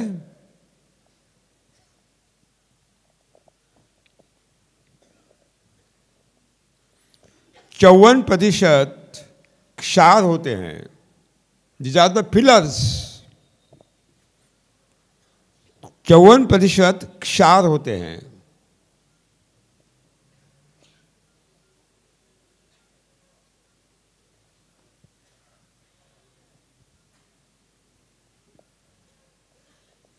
ये क्षार छेदों में संग्रहित हो जाते हैं। एक क्षार छेदों में संग्रहित हो जाते हैं।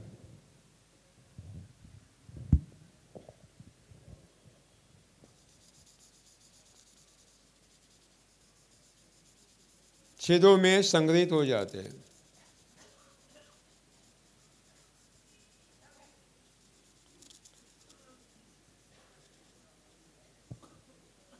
कहाँ संग्रहित हो गए? छेदों में। जब यूरिया भूमि में हम डालते हैं, जब यूरिया भूमि में डालते हैं और यूरिया के साथ नमी का संयोग होता है और यूरिया के रेणु के साथ नमी का, पानी का संयोग होता है,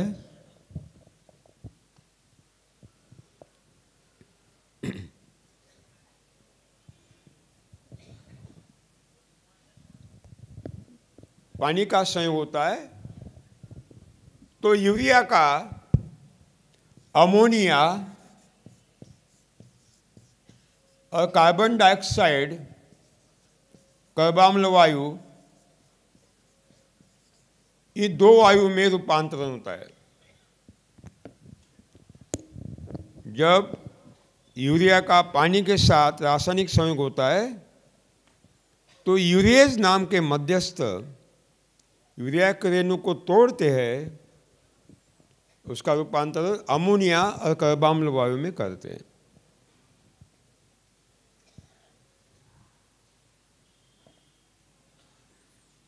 और ये अमोनिया और कार्बाम्ल वायु दो बार पानी के साथ संयोग होता है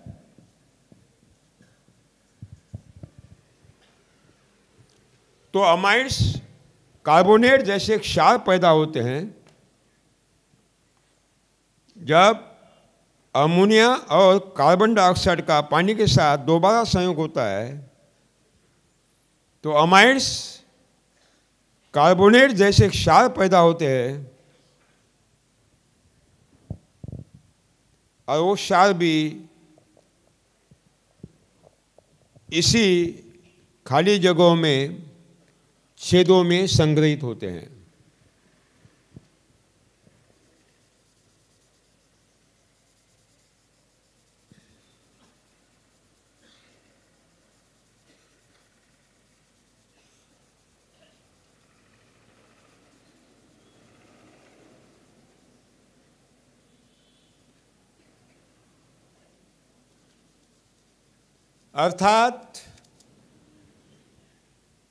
अर्थात जब जब भी हम यूरिया डालते हैं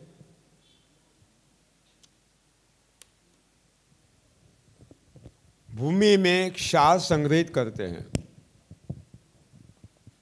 भूमि में इन छेदों में क्षार संग्रहित करते हैं।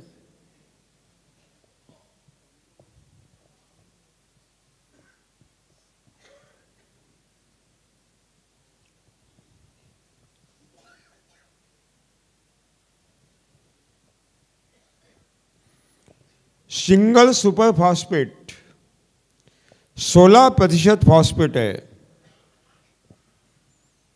सिंगल सुपर फॉस्फेट वही चाहिए, पैड चाहिए क्या? सिंगल सुपर फॉस्फेट 16% क्षार है,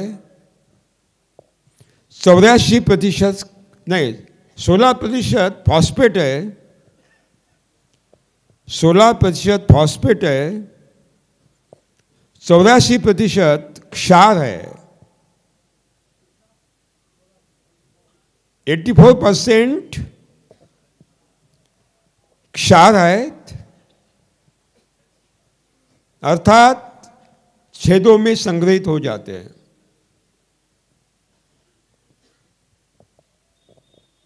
अर्थात छेदों में संग्रहित हो जाते हैं।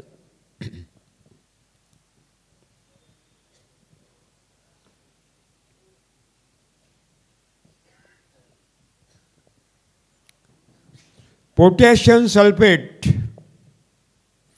48% पोटैश है।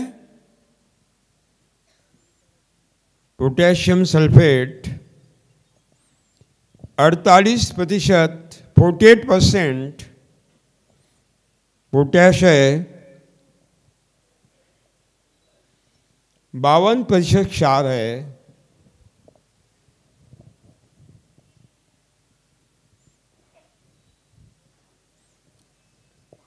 जो भूमि में संग्रहित हो जाते हैं, छेदों में संग्रहित हो जाते हैं।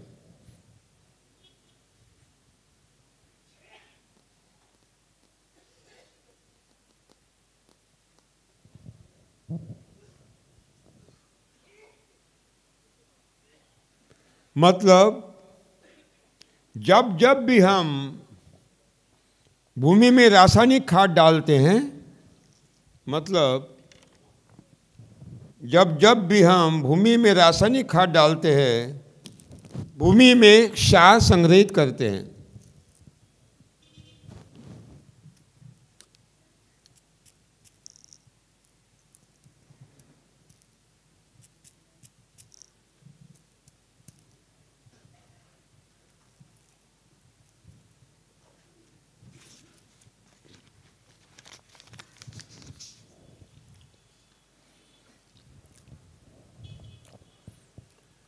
एक क्षार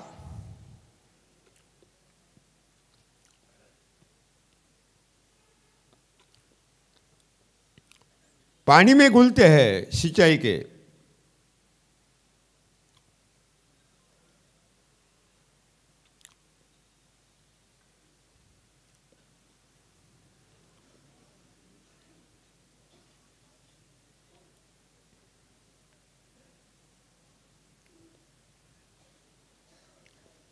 बारिश के पानी में घुलते हैं। सीमेंट कंक्रीट का लक्षण है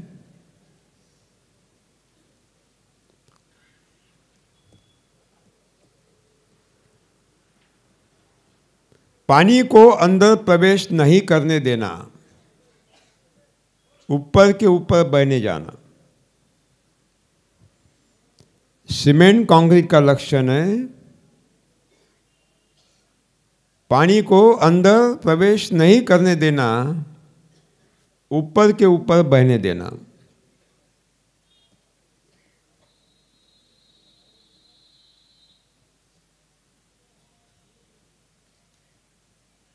परिणाम स्वरूप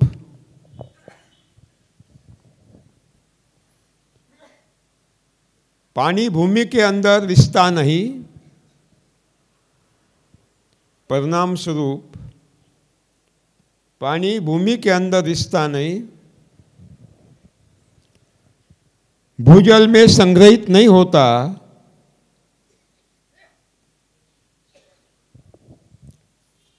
भूजल में संग्रहित नहीं होता,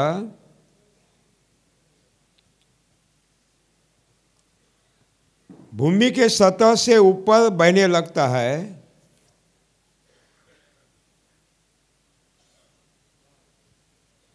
भूमि के सतह से ऊपर बहने लगता है।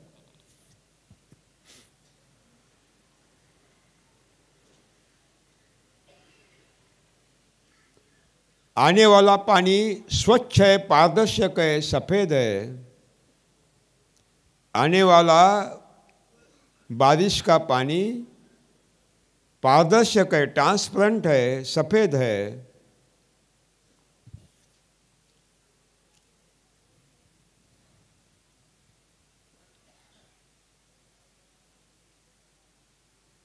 लेकिन भूमि पर बहने वाला पानी काला काला है। भूमि पर से बहने वाला पानी काला काला है, पीला है।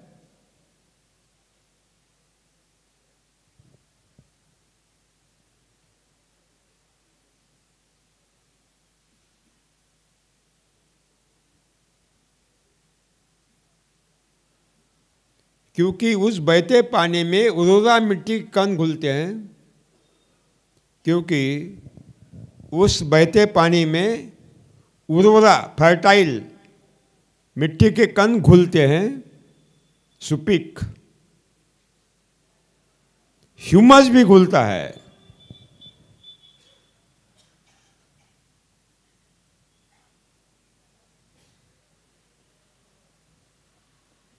और गाद के रूप में नदी नालों के द्वारा समुद्र में चला जाता है।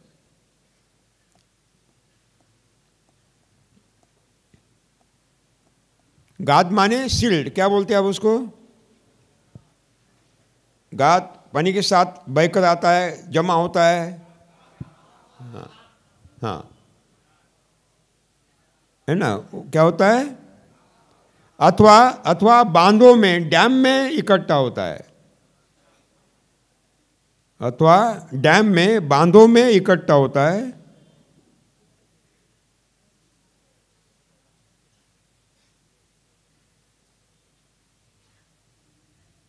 तो बांधों की भूजल ग्रहण क्षमता घटती है। बांधों की भूजल ग्रहण क्षमता घटती है। भयावह बाढ़ आती है।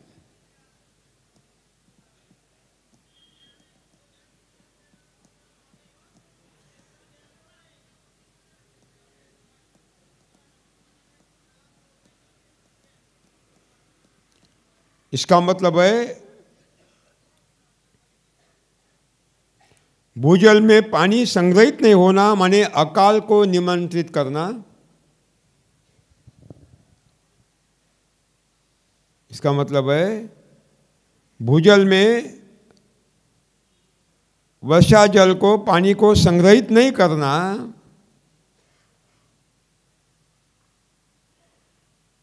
माने अकाल को निमंत्रित करना। इसका परिणाम बारिश काल में धुआंधार बारिश, इसका परिणाम बारिश काल में धुआंधार बारिश, लेकिन अक्टूबर में पीने के लिए पानी नहीं, टैंकर लगते हैं।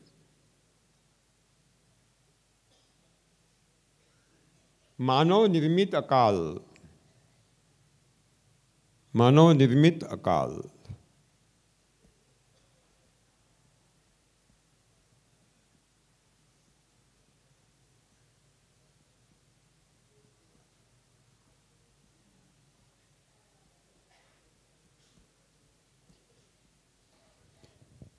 यह मानव निर्मित अकाल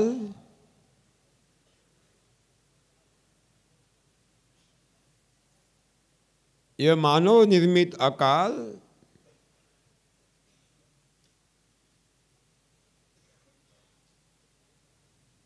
अकाल से पेड़ सूखने, अकाल से फल पेड़ सूखना,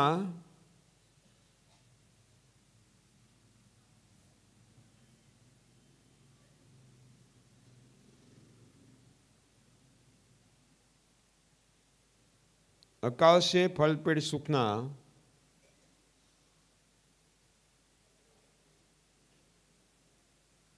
और बाढ़ से फसलें और मानवीय अस्तित्व का विनाश, और बाढ़ से फसलों का और मानवीय बस्तियों का विनाश,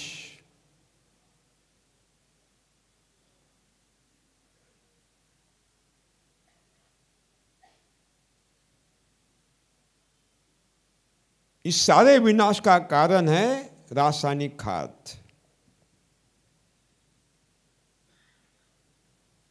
सारे विनाश का कारण है रासायनिक खाद माने रासायनिक खेती।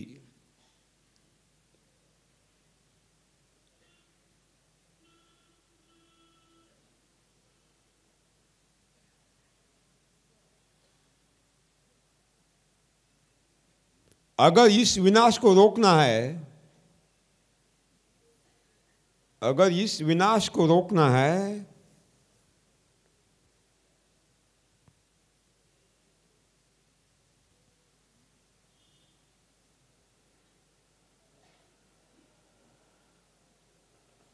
और भूमाताओं को पुनरपि सुजलाम सुफलाम बनाना है, और हमारी भूमाता को पुनरपि सुजलाम सुफलाम बनाना है,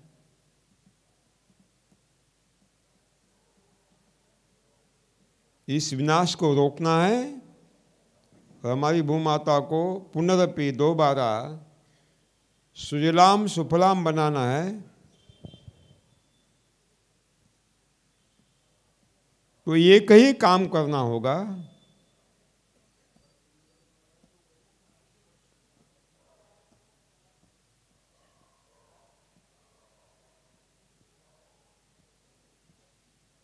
एक ही काम करना होगा। क्या करना होगा?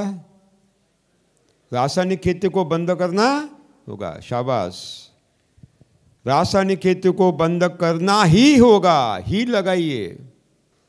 सौभाग्यवश हमारे देश के पंतप्रधान माननीय श्री नरेंद्र मोदी जी ने 15 अगस्त को लाल किले के प्राचीर से अंतिम वाक्य कहा था। क्या कहा था? रासायनिक खाद, कीटनाशक दवाओं को हमें क्या करना होगा? बंद करना पड़ेगा। तो मोदी जी को साथ देना गुजरात वासियों का क्या है? धर्म है। तो आपको भी रासायनिक खेती बंद करना होगा, होगा ही, होगा ही। समझ में आ गया? बिल्कुल, बहुत बढ़िया।